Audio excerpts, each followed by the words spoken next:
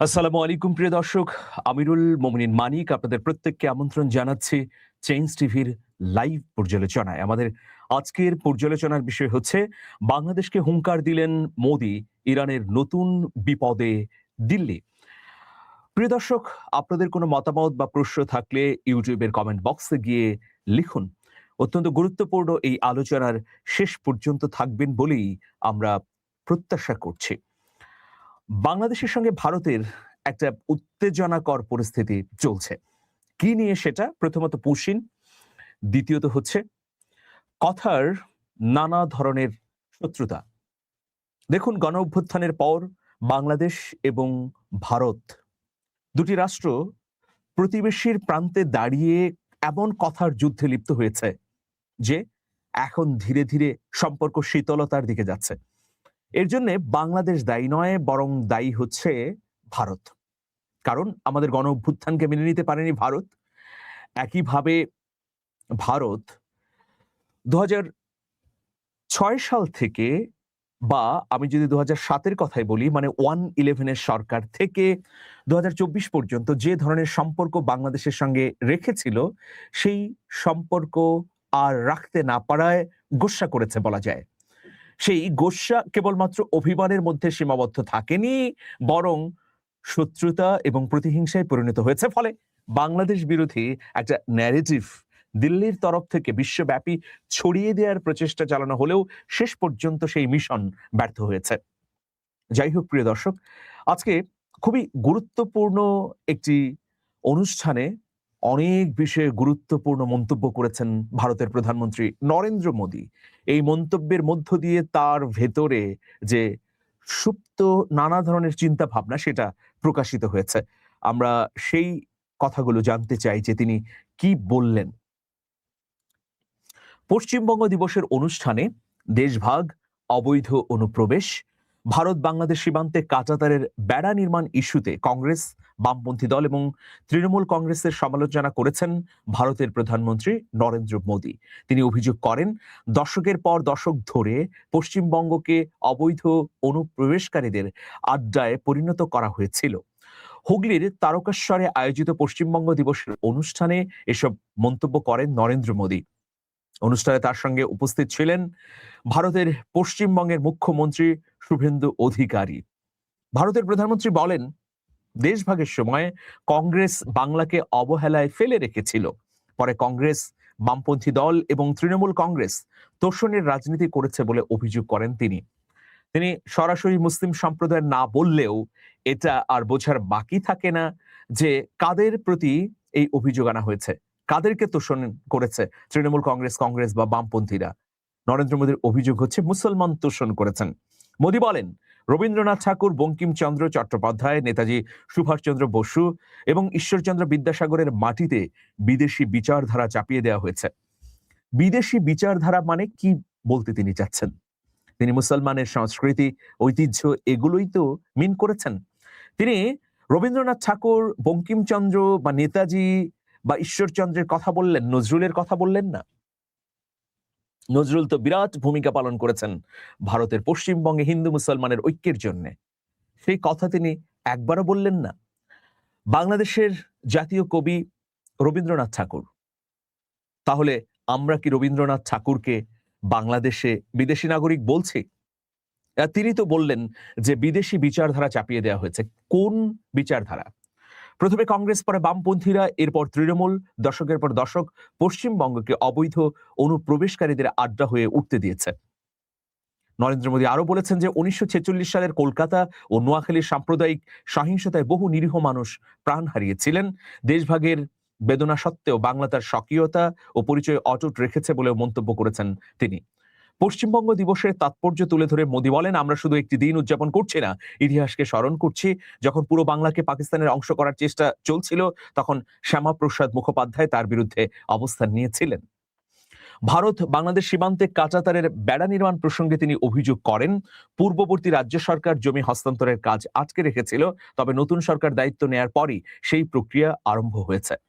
মমতা বন্দ্যোপাধ্যায় সরকারের সময় পহেলা বৈশাখে পশ্চিমবঙ্গ দিবস উদযাপন করা হলেও সরকার পরিবর্তনের পর 20 জুন দিনটিকে পশ্চিমবঙ্গ দিবস হিসেবে উদযাপন করার কর্মসূচি হাতে নেওয়া হয়েছে।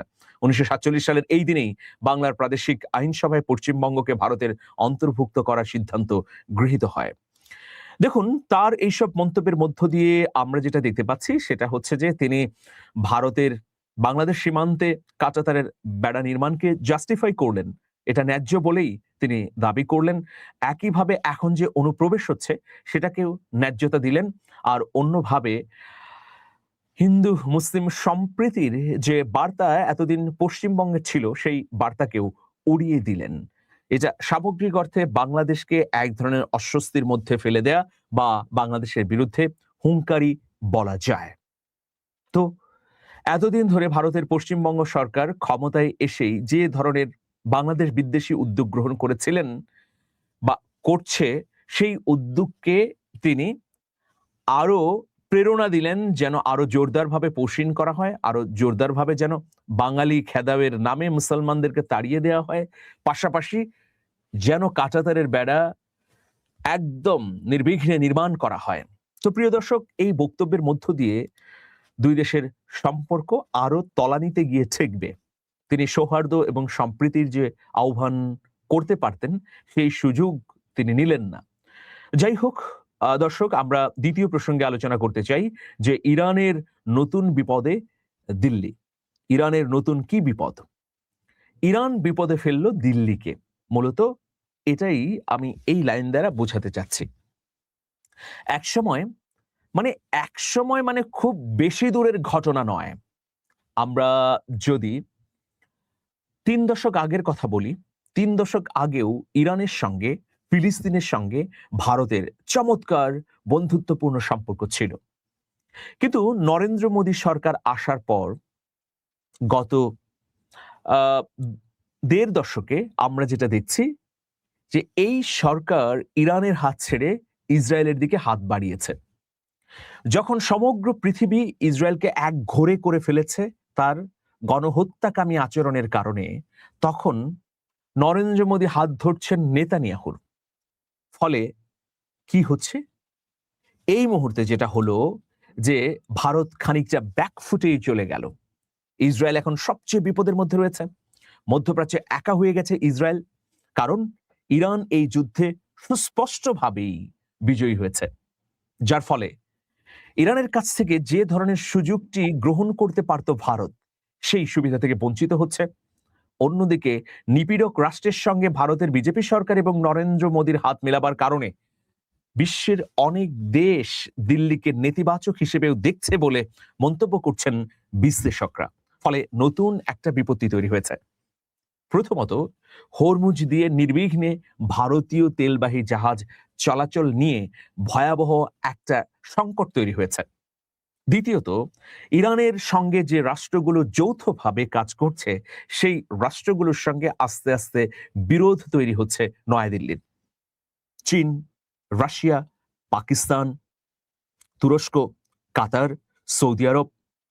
সবশেষে আমরা কি দেখলাম যে নরেন্দ্র মোদী সংযুক্ত আরব আমিরাত সফর করে আমিরাতের পাশে থাকা দৃঢ় ঘোষণা দিলেন। এর কারণ কি? কারণ আমিরাত ইরানের বিরুদ্ধে লড়ছে। আবার এই ইরান যুদ্ধ শুরু হবার ঠিক আগে, মানে 28শে ফেব্রুয়ারি যুদ্ধ শুরু হয়েছে, 27শে ফেব্রুয়ারি রাতেও নরেন্দ্র মোদী তেল আবিবে ছিলেন। যুদ্ধ শুরুর 1 ঘন্টা আগে তিনি নয়াদিল্লি চলে আসেন। সেই সময় তেল আবিবে গিয়ে তিনি খুব উচ্ছ্বাসের সঙ্গে বলেন যে নেতানিয়াহু আমার বন্ধু, 2 দেশ আমরা একদম হৃদ্যতাপূর্ণ সম্পর্ক নিয়ে এগিয়ে যাব, বা সবসময় ভারত ইসরায়েলের পাশে আছে। সাম্প্রতিক সময়ে আরেকটা বিষয় আপনারা দেখেছেন যে ভারতের ইসরায়েলি রাষ্ট্রদূত তিনি বলেছেন বাংলাদেশ এবং পাকিস্তানে হামাস আছে। তার মানে শক্তির সমীকরণটা কিভাবে প্রভাবিত করছে এই অঞ্চলকে। তো সব মিলিয়ে ইরান যদি হেরে যেত তাহলে ভারত এবং ইসরায়েলের সম্পর্ক আরো দৃঢ় হতো, মজবুত হতো, ভারত ইসরায়েলের সঙ্গে সম্পর্কের মধ্য দিয়ে লাভবান হতো। কিন্তু ইরান জিতে যাবার কারণে ক্ষতির মুখে পড়ছে নানাভাবে। এই ক্রান্তিকালে ইরানের পাশে যেমন দিল্লি দাঁড়ায়নি, ফলে সুদিনে ইরানের কাছ থেকে সুবিধা নিতে পারবে না। যে চাবাহার প্রকল্পের মধ্য দিয়ে মধ্য এশিয়ার সঙ্গে ভারত বাণিজ্যিক বিস্তৃতি ঘটাতে চেয়েছিল, সেটা আর সম্ভব হচ্ছে না। একদিকে মার্কিন যুক্তরাষ্ট্র এটাকে ভালোভাবে দেখছে না, অন্যদিকে ইরানের বিপদের সময়ে যুদ্ধকালীন অবস্থায় ভারতের কোনো ধরনের সহযোগিতা তো পায়নি, বরং একটি বিবৃতিও ভারতের পক্ষ থেকে ইরানের জন্য দেওয়া হয়নি।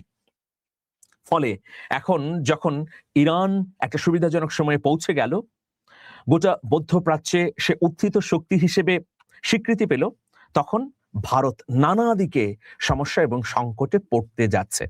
প্রথমে আমি আসি যে কূটনৈতিক সম্পর্ক। কূটনৈতিক সম্পর্কের ক্ষেত্রে ভারত সবসময় সৌদি আরব, সংযুক্ত আরব আমিরাত এই রাষ্ট্রগুলোর সঙ্গে ভালো সম্পর্ক রেখেছে। কিন্তু এখন দেখুন সৌদি আরবও ইরানের সঙ্গে সম্পর্ক উষ্ণতায় নিয়ে যাচ্ছে। আবার সংযুক্ত আরব আমিরাতও প্রকাশ্যেই ইরানের সহায়তা চাচ্ছে তার সুরক্ষার জন্য। ফলে ইরান বিরোধী রাষ্ট্র হিসেবে ভারত মধ্যপ্রাচ্য থেকে কিক আউট হতে যাচ্ছে তার অদূরদর্শিতার কারণেই। প্রিয় দর্শক, আপনাদের মতামত জানতে চাই, লিখুন ইউটিউবের কমেন্ট বক্সে গিয়ে। ভালো থাকবেন, আল্লাহ হাফেজ।